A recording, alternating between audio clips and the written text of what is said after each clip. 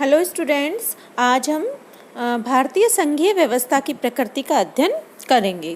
देखिए, संविधान के द्वारा भारत के लिए एक संघात्मक व्यवस्था की स्थापना की गई है, लेकिन संविधान में कहीं भी संघ राज्य का प्रयोग नहीं किया गया है ना। फेडरेशन का शब्द का प्रयोग नहीं किया गया है, वरन उसके स्थान पर राज्यों का संघ यानी यूनियन ऑफ स्टेट शब्द का प्रयोग किया गया है। संविधान के जो प्रथम अनुच्छेद में कहा गया है कि भारत राज्यों का संघ होगा, प्रारूप समिति के अध्यक्ष डॉक्टर अंबेडकर ने राज्यों के संघ शब्दावली के महत्व को स्पष्ट करते हुए संविधान सभा में कहा था कि प्रारूप समिति के द्वारा इस शब्दावली का प्रयोग यह स्पष्ट करने के लिए किया गया है कि यद्यपि भारत का एक संघ राज्य है, लेकिन यह संघ राज्य किसी प्रकार के पारस्परिक समझौते का परिणाम नहीं है और संघ राज्य समझौते का परिणाम न होने के कारण किसी भी राज्य को संघ से अलग होने का अधिकार नहीं है। भारत में अब तक 29 राज्य और 7 संघीय क्षेत्र हैं। आंध्र प्रदेश के विभाजन के बाद 2 जून 2014 को नया राज्य तेलंगाना 29वां राज्य अस्तित्व में आया। अब हम ये देखते हैं कि भारत में संघात्मक व्यवस्था की स्थापना की क्यों आवश्यकता पड़ी। संविधान के द्वारा क्षेत्र के आधार पर शक्तियों के केंद्रीकरण या विभाजन की जो स्थिति अपनाई जाती है, उसके आधार पर 2 प्रकार की शासन व्यवस्थाएं होती हैं, एकात्मक शासन और संघात्मक शासन। यदि भारत कुछ लाख जनसंख्या और भाषा, धर्म, संस्कृति की दृष्टि से आदि के प्रसंग में लगभग एक ही स्थिति वाला देश होता, तो इस देश में भारत क्षेत्र और जनसंख्या की दृष्टि से बहुत अधिक विशाल यानी जो देश है कितने लगभग स्वतंत्रता प्राप्ति के समय 35 करोड़ और आज लगभग 1 अरब 22 करोड़ जनसंख्या वाला देश पहुंच गया है। हमारी जनसंख्या के इसके आसपास पहुंच गई है। इसके अतिरिक्त भारत में धर्म, जाति, संस्कृति, भाषा और आचार विचार की दृष्टि से बहुत अधिक विविधताओं वाला देश है। इन विविधताओं के बीच एकता इस देश के जीवन, संस्कृति और आचरण का मूल मंत्र है।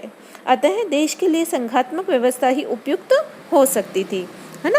आ रहा है समझ में? यानी भारत में इतनी बड़ी जनसंख्या है और यहाँ धर्म, भाषा, संस्कृति के आधार पर इतनी विविधताएं हैं कि इन विविधताओं को संरक्षण करने का काम जो है संघात्मक व्यवस्था में ही हो सकता था। संविधान निर्माताओं ने भारत जीवन के इस मूल मंत्र तत्व को दृष्टि में रखते हुए ही भारत के लिए संघात्मक व्यवस्था को अपनाया, है ना। तो अब हम देखते हैं कि भारत में संघात्मक व्यवस्था के कौन कौन से लक्षण हैं, है ना। तो यानी संघवाद वह यंत्र है जिसके द्वारा राज्य की समस्त शक्तियों का विभाजन 2 प्रकार की सरकारों के मध्य हो जाता है। यानी संघात्मक शासन प्रणाली कौन सी है? जिसमें राज्य की शक्तियों का विभाजन 2 प्रकार की सरकारों के मध्य हो जाता है। ये 2 प्रकार की सरकारें केंद्रीय सरकार और राज्यों की सरकारों के रूप में होती है। संघीय सरकार की परिभाषा देते हुए फाइनर ने कहा है कि यह एक शासन है जिसमें सत्ता और शक्ति का एक भाग स्थानीय क्षेत्रों में निहित होता है और दूसरा भाग केंद्र में। डायसी के अनुसार संघीय राज्य एक ऐसी राजनीतिक रचना है जिसमें राष्ट्रीय एकता और शक्ति तथा प्रदेशों के अधिकारों की रक्षा करते हुए दोनों के मध्य सामंजस्य स्थापित करने का प्रयास किया जाता है। वस्तुतः संघवाद जो है वो सीमित सरकार का सिद्धांत है, जिसमें संविधान के द्वारा केंद्रीय सरकार और राज्यों की सरकारों दोनों की शक्तियों को सीमित कर दिया जाता है। संघात्मक व्यवस्था के जो भारतीय संविधान के जो जब हम अध्ययन करते हैं तो उसके लक्षणों पर विचार करते हुए जो प्रमुख लक्षण को ये हैं, जिनमें से आज हम उसका अध्ययन कर रहे हैं। पहला है संविधान की सर्वोच्चता, यानी लिखित संविधान संघवाद की प्रथम शर्त है ना। और भारत का संविधान लिखित ही है ना। डायसी के अनुसार एक संघीय राज्य अपना अस्तित्व उस लेख पत्र से प्राप्त करता है जिसके द्वारा उसकी स्थापना हुई है। संघीय राज्य में लिखित संविधान सर्वोच्च कानून होता है। संविधान के लिखित स्वरूप में संघीय मामलों में मतभेद होने की संभावना कम होती है। और इस व्यवस्था के कारण जो है संघीय व्यवस्था जो है इतनी अधिक उपयुक्त मानी जाती है ना। संघीय राज्य में लिखित संविधान सर्वोच्च कानून होता है। संविधान के लिखित स्वरूप से संघीय मामलों में मतभेद होने की संभावना कम हो जाती है। साधारण कानून की तुलना में लिखित संविधान स्थायी होते हैं। संविधान के द्वारा सरकारों के संगठन और कार्यों का कानूनी और संवैधानिक आधार तथा संघ और राज्यों के संबंध और क्षेत्राधिकार निर्धारित कर दिए जाते हैं, है ना। अमेरिका संविधान की भांति यद्यपि भारतीय संविधान में यह घोषित नहीं किया गया कि संविधान सर्वोच्च अंग होगा, लेकिन फिर भी भारतीय संविधान इस देश का लिखित सर्वोच्च कानून है। इसके उपबंधों में उपबंध सभी सरकारों पर बाध्यकारी हैं और किसी भी सरकार के द्वारा संविधान का उल्लंघन नहीं किया जा सकता। भारत में कोई शक्ति संविधान के ऊपर नहीं है, है ना। तो भारत में संविधान सर्वोच्च है। दूसरा लक्षण है शक्तियों का विभाजन, है ना। विश्व के अन्य संघात्मक विधानों की तरह ही भारतीय संविधान द्वारा भी संघ और राज्यों के बीच शक्तियों का विभाजन किया गया है। संविधान के इस अंश का निर्माण कनाडा के संविधान की प्रेरणा के आधार पर है, परंतु एक समवर्ती सूची भी इसमें जोड़ दी गई है जो ऑस्ट्रेलिया के संविधान की देन है। शक्ति विभाजन 3 सूचियों का आधार पर किया गया है।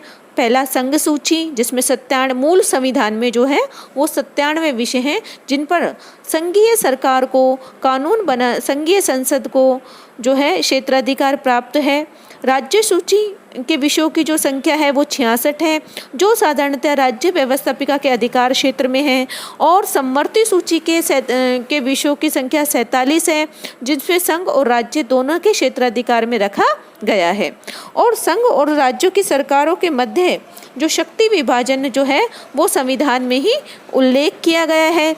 भारतीय संविधान में अन्य किसी भी संघात्मक संविधान की तुलना में जो है अधिक व्यापक रूप से इसका विवेचन किया गया है। तो इस प्रकार जो है भारतीय संविधान में जो है शक्तियों का विभाजन कर दिया गया है संविधान से ही। और डॉक्टर अंबेडकर ने संविधान सभा में इस तथ्य की व्याख्या इन शब्दों में की थी कि संघात्मक सरकार का मुख्य लक्षण संविधान द्वारा विधायी और कार्यपालिका सत्ता का केंद्र तथा राज्य एककों में वितरण करना है। इस सिद्धांत के द्वारा हमारे संविधान में अनुसरण किया गया है। यह कथन सत्य है कि राज्यों को केंद्र के अधीन रखा गया है। केंद्र अपनी इच्छा से विभाजन रेखा को बदल नहीं सकता और न ही न्यायालय इसमें परिवर्तन कर सकता है। तो इस प्रकार जो है इन तीन सूचियों के आधार पर भारत में जो है संघीय संविधान के आधार पर कानून निर्माण की शक्ति संघ, राज्य और समवर्ती सूचियों के आधार पर विभाजित कर दी गई है। तीसरा है सर्वोच्च न्यायालय, स्वतंत्र और सर्वोच्च न्यायालय। भारतीय संविधान के संरक्षक के रूप में कार्य करने के लिए एक स्वतंत्र और सर्वोच्च न्यायालय की भी व्यवस्था की गई है। संविधान के द्वारा एक सर्वोच्च न्यायालय और राज्यों में उच्च न्यायालय की व्यवस्था की गई है, जिन्हें उन कानूनों को अवैधानिक घोषित करने का अधिकार है जो संविधान के विरुद्ध है। Professor B.K. राव के शब्दों में, इस जिससे हमारा संविधान सोवियत संघ या स्विट्जरलैंड के संविधान से अधिक संघात्मक है। चौथा है उच्च सदन, राज्यों का सदन होना। भारतीय संसद का उच्च सदन अर्थात राज्यसभा राज्यों का सदन है। ये राज्यों का प्रतिनिधित्व करता है। यद्यपि यह सच है कि यह प्रतिनिधित्व समानता के आधार पर न होकर जनसंख्या के आधार पर किया गया है। पांचवा है संशोधन प्रणाली। भारतीय संविधान की संशोधन प्रणाली पूर्णतः संघीय प्रक्रिया के अनुरूप है। कतिपय संघीय संशोधनों को राष्ट्रपति के समक्ष उसकी अनुमति के लिए प्रस्तुत करने से पूर्व कम से कम आधे राज्यों के विधानमंडलों के संकल्प के द्वारा स्वीकृति प्राप्त करना आवश्यक है ना।